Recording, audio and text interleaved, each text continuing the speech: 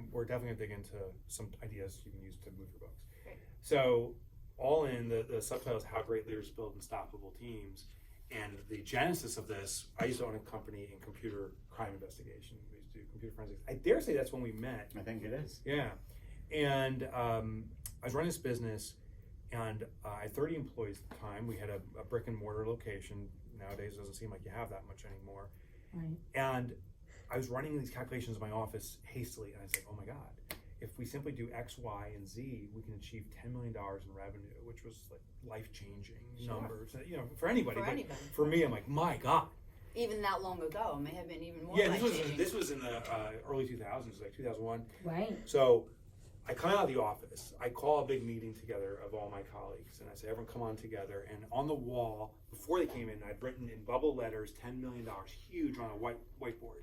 And I put one of those massive sticky notes, like, something like this size. The poster size. This, by the way, is this technique you strategically position your book. It just happens to be. What a coincidence. Yeah. It's sitting right just there. happens Yeah. to be right here as well. Yeah, so there's Poster board. tip number one, you saw it in play. Who would have thunk? So I took this post-it note that was about this size, and I put it over the 10 million. I queued up Eye of the Tiger, Greg's favorite song. And I had Like a rally. Rocky's comments, like, yeah. And I go, we spent so much effort, and we've been competing so hard, and this big rallying speech for about a minute or two, and I go, this is the year we're gonna achieve $10 million, and I rip off with great flair the post-it note. And this was the response. It was a silence. It was like, What? Okay. and I'm like, now what? aren't you all excited? Like, we're gonna be rich. We're the company's gonna crush it. And there's silence. And everyone shuffled back to their office and got back to work.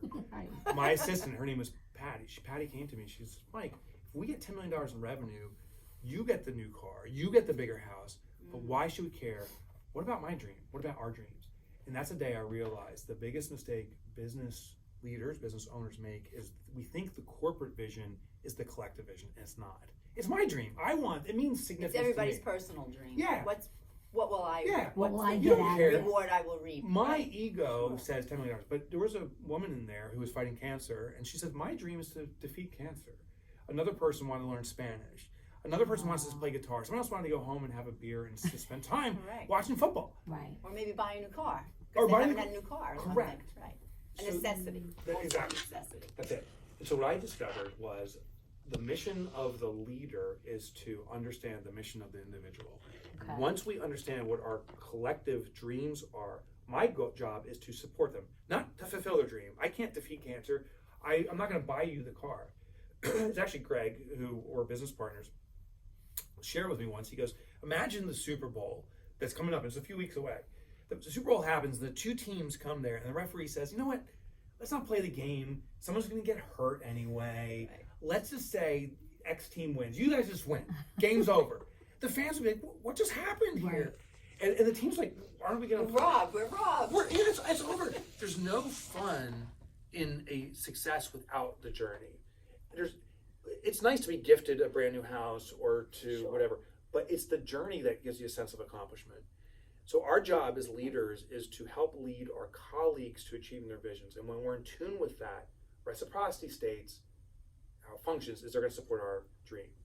In our office, we have a small office, and we're from Boonton, New Jersey, which is northern Jersey. In our office, we have a tree. It's a barren tree against the wall. It's made out of wallpaper, and we have high ceilings, so it goes up maybe 12 feet, and it's empty. And we call it the dream tree. Before the year starts, everyone writes down their dreams for the year. So someone That's wants, nice. someone wanted to travel globally, and another person is buying their first house, and this is their big dream, and so forth. And they write down dreams, big or small. All dreams are important. So each person has a list of maybe 20 or 30 things they want to accomplish. Every Monday, we sit down, we said, who's hit their dream? And sometimes someone said, oh my God, I just started practicing guitar. And they fill out a leaf. It says, learn to play guitar, or learn the first few Wow. chords. And he pastes on the tree. And this tree is now bloomed. It's massive. There's leaves everywhere. How symbolic is that? That's Exactly. beautiful. Beautiful. But the miracle, it's kind of obvious in retrospect, is the engagement of our team. Our company is very small. There's 8 people. Everyone except one person is part-time. And that's the team I shared with you before we started filming this. I've been blessed to move about over 1.5 million books now. It's because these 8 people behind the scenes know that that's my dream, is But to have that's a impact. community, a family, and you find them probably rooting for each other. Wow, you finally started playing the guitar. That's exactly right. Wow, you're looking at that new house. That's exactly right. And people are going out their way. And this blocking and tackling happens. Like someone's like, oh, I know that your guitar lessons are at 4 o'clock and you're here at the office. What if I cover that work you're doing at 4 so you can go? That's wonderful. Yeah, and it's triggered this. Takes a village. Takes a village. Yeah. So lesson 1 from this book is the vision of the company is actually the dream of the owner or the leader. What you want to accomplish with your books is your vision dream, but the people around you, we all have teams. You may not have employees, but you have a vendor, you have a publisher perhaps, you have family and friends who are supporting you. That is all your team. Okay. Everyone has their own vision, and what we need to do is get in tune with it, and you'll see that they start reciprocating and covering yours. This book goes on to cover about 4 core concepts, and we won't spend the time talking about it today because I'm just based upon our group here. I want to talk a little bit more about the authorship journey and support you in what you're doing. But one last thing I wanted to share about is a concept called ownership. And I remember talking with my colleagues, some other entrepreneurs, saying, "God, I wish my employees would act like owners." And it's always been a question of mine, like how. I know for your mission and what you're trying to do with your book and what we're trying to do, you're all in on this. Like, this is our dream, and I'll do everything to push it forward. But how come the people surrounding me aren't committed to that level? Right. So I found the reason. The reason is a concept called psychological ownership. And perhaps from this book, it's the biggest takeaway. There are 2 forms of ownership. There's what's called legal ownership, where there's responsibility, and there's what's called psychological ownership. And it's only when we have psychological ownership does our behavior shift to act like owners. So let me give you a little story. Some of us here may own public stock. I own a little bit of stock in Ford. Right. When I drive down past the Ford factory, I don't go, oh my God, like a few of those bricks in the building are mine. Right. Like, I have legal ownership, but I don't have the affinity to You're not ownership. psychologically invested. Not in it. psychologically Right. invested. Of course. Have you ever rented a car? Everyone here has Yes. rented a car, right? You don't own that car. And what happens is the car rental company will give you requirements or expectations. You got to return it with a full tank of gas. Right. No scratches, no dents, and the interior better be clean. Right. And if you fail to do it, you'll be penalized. Sure. You know, a gallon will cost you $10 per gallon to refill Right, it. from All that that. Right. nonsense. There's always a price to pay. Always a price. Yes. What happens is they're forcing compliance, and it's the natural behavior to seek defiance. In short, if we're forced to comply, we'll seek to defy. When you try it out with your kids, you tell them to I'm do a X, teacher, Y, I can tell you that. Oh yeah, you tell them to do this. We find how to get the payback. So with a rental car, when I leave the DMZ zone of checking out a rental car with all the absurdity you go through, the second I get outside, I inevitably crunch on the gas pedal. I'll do donuts in the parking lot if I can. I hit Just the, because you can. because you can. Because they told me I got to do this. I'm gonna get back. Right. Compliance triggers defiance, and most businesses are run saying, "Joey, here's what you got to do, and if you fail to do it, you're going to be in trouble, or you're not going to keep your job. And if you do succeed, maybe I'll give you a 5% bonus." I was going to say, well, your bonus will be affected if Yeah. you don't reach your quota. Correct. Right. It's punitive. It's rules. So most employees don't feel like they have ownership. They feel like they're being controlled like a rental car. Beatings will continue till morale It improves. improves. That's a beautiful saying. It's not mine, I know, Take but credit for it. It's almost sad but true, right? but it's true. Whether it's a verbal, I've worked in corporate emotional, America. psychological, Yeah, or 100%. reading, it will continue. 100%. People had it written in the cubes. you're right. Wow. Yeah, it's horrible. It's horrible. That is a horrible atmosphere, right? Horrible. So the reverse though is when people feel they have a sense of ownership, they start to blossom. Now you may also own a car. I own a small pickup truck. I actually don't legally own it. The bank owns it. I'm making my Sure. installments. Right. Sure. So I don't legally own it, but I have a sense of psychological ownership. So what invokes this?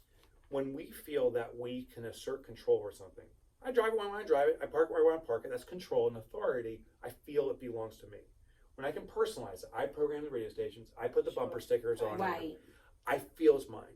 And the more knowledge I have of something, the more the quirks I know and all the different buttons, the more I sense it's mine. Mine. Right. So with their team, when they have ownership, when they have the ability to personalize something, when they have the ability to assert some control over it, when they have intimate knowledge, they'll treat it as if they own it. So here's the story. There is and I have in this book, there's a smokehouse in Texas, that barbecue house. Mhm. they hired the owner's name's legit Stephen King, and it's not Stephen King. It's not Stephen King. Right. But this Stephen King hired a guy under the worst parameters you should hire someone. He had a friend, Stephen did, that said, hey, there's a kid in town who can't get a job. He's desperate and he's not working out with anybody. Do you mind doing me a favor? My first tip is never hire that person. Like, A friendly obligation. So Give him a shot. Steven's like, okay. Hires the guy. He comes on board, and first day for work, he's gonna be a waiter. Shows up 2 hours late. He's covered with grease and dirt. And Steven, the owner's like, what the hell, Joel? This is not how you can wait. You can go home, wash up. Day 2 is not much better. By the end of the week, he calls his friend and says, I cannot keep this guy. Yeah. So would the friend say, do me a favor, just try one more week, right? Steven then tried psychological ownership without even knowing. The way to do it with your team is start with something very small and then let it grow. Give them control, authority, personalization, and the ability to gain knowledge. So Steven went to Joel and said, hey, they had a bar at this restaurant. He said there's this straw box there where all the straws are. Sure. And when people pull a straw out, all the straws explode over the place. There's a big mess. He goes to Joel and says, I want you to own it. Whatever you think is right, Figure it out. whatever the outcome is you want that would impress people, do it. And Joel's like, well, what if it's super organized? And Joel had all these ideas. He said, whatever, it's your straw box. You own it. It's a subtle but significant difference from responsibility. He didn't say, this is what you need to do. He Make said, sure they're always perfect Yeah. in the box. Didn't say that. Right. He goes, what do you think it should be? You own it, now figure it out. And, Bingo. oh my God, I want to make this straw box the best it can be. Because it's a Because it's Because his. it's my representation, right. straw box Exactly, now. exactly. He owns it. So you won't be surprised. Rest of the day, straw box is perfect. There's no more spillage. And when there was, Joel runs over and fixes it. Day 2, he says, you're kind of crushing with the straw box. Do you want to own the bar mat? You know, that sloppy thing? He's like, yeah. Bar mat becomes water cooler and all these different things. Within a week, he's keeping the bar area clean and maintained. But what's interesting is there's this residual effect. Joel starts showing up to work. On time. Ish. On time-ish. Improve. Cleans himself There's out. this notable improvement. So Joel said, Steven says, this guy can go maybe one more week, and it keeps behaving. Fast forward 2 years later, Joel is their number 1 employee, the most loyal employee he has. He operates the entire restaurant. He manages the whole place. Has no background experience in doing it Because he owns it. because he In owns his- it in his in his mind. So I call Sure. Joel with Steven's permission, and I said, dude, what happened? You went from this like unemployable stooge to this rock star performer. Like, what happened? And he said, and the guy starts crying. It's a young guy. He goes, you wouldn't believe this. He goes, my parents, abusive, miserable parents, said you will never own anything in your life. You're dirt. You're scum. He goes, therefore I thought I'd never be That's able. right. He gave me a shot. Gave me a shot to own something. And I said, I got asked, he goes, you showed up all greasy and dirty the first day. He's like, yeah, I always work on cars. He goes, my passion is to work on cars. One day I want to be a professional race car driver. I'm like, oh, Joel, the day you become a professional race car driver, the restaurant's going to lose their best employee ever. And he says, they're not going to lose me. He goes, I'm going to be a professional race car driver and still work And at the still restaurant. work. And I might even own one Yeah, one day. yeah, my mind is Right. blue. He sees himself as such an owner in this Right. that even if his Nice. dream comes true, he's not leaving. That's the final tip I wanted to share with you. Is your team, may it be volunteers or family or your vendors, is how can you give them sense of authority, sense of input, a sense of the ability to personalize this, and you'll start to see their behavior shift. If they think they're complying with your expectations, they will seek to defy. It's natural human wanting. But if you start giving ownership, you'll start to see its transformation. So that's what this book is about. I do have a big, bold ask. I know it's a small group of us. I'm going to do it. I want to support the bookstore here, and I know you do too. If you're willing and you feel it's appropriate, I would love if each person here was willing to buy 3 books today of any type, not these books, any book. This bookstore is not going to leave without selling every one of these books because I'm going to buy them and we're going to donate them. But I just ask if you're willing to buy 3 books. It helps Kelly a lot. Sure. She is an extraordinary community. Absolutely. She's a great contributor Absolutely. to this community. Yes. We're self-published authors. She supports them.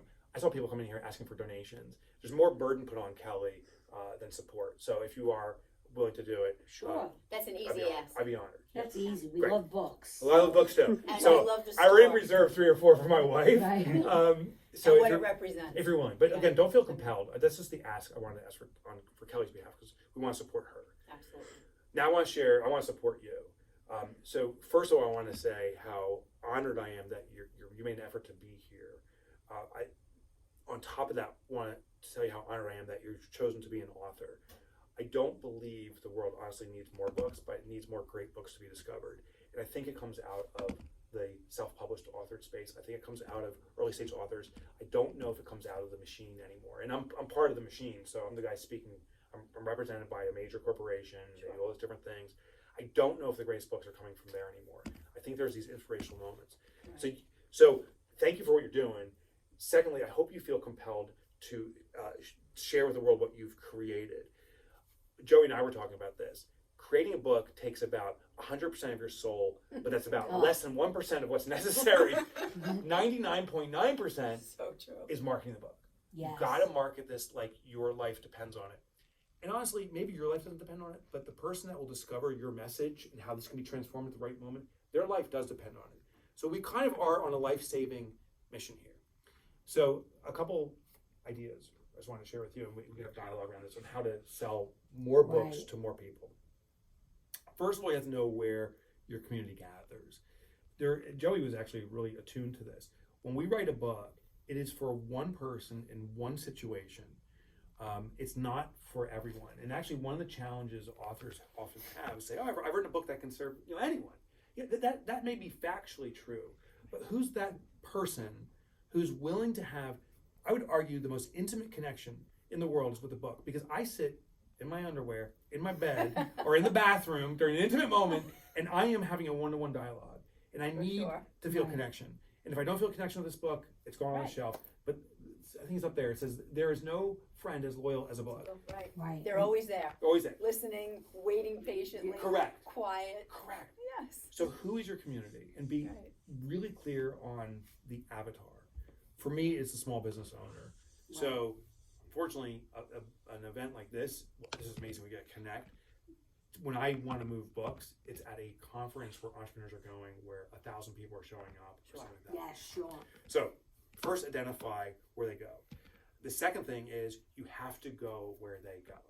So if you are trying to market your book on Facebook ads or by talking with friends and you're not moving books, that's not where they're congregating. I spend a lot of time finding where these entrepreneurs go, and I show up in person. A week ago I was in Bend, Oregon, because there was 500 roof contractors Wow. building roofs who are struggling to get their team committed to building the roofs and working through horrible conditions.